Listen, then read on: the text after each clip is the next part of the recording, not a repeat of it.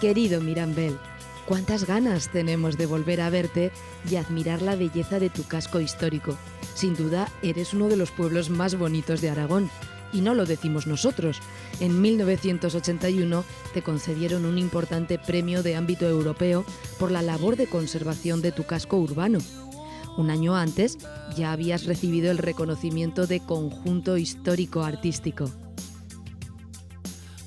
Tu topónimo ya da pistas sobre ti, porque Mirambel viene a significar mirada bella. Y es la verdad, allí donde uno mire, solo ve belleza y goce de los sentidos.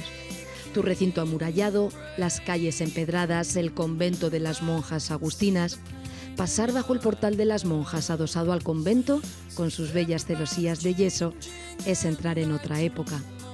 Tu casa consistorial de estilo renacentista, la casa Aliaga, con su reloj de sol en la fachada, o tu iglesia de Santa Margarita, restaurada en estilo barroco. Eres recio y tenaz como la piedra de tus murallas. Dejas tu impronta a todo aquel que te visita.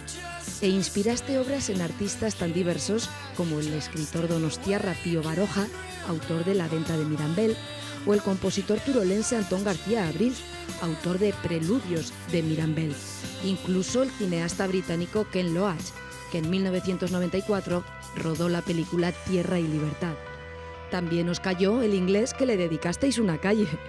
Nosotros somos más modestos, solo queremos que nos dediquéis un poquito de vuestro tiempo, porque pronto estaremos de vuelta. Este año no sé si nos veremos para las fiestas mayores de agosto, San Roque y Santa Margarita, ni tampoco para San Martín, patrón de la villa, pero vendrán muchas otras y estaremos allí con vosotros seguro.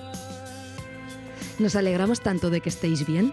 Besos y abrazos para todos, mirambelanos y mirambelanas. Try to understand.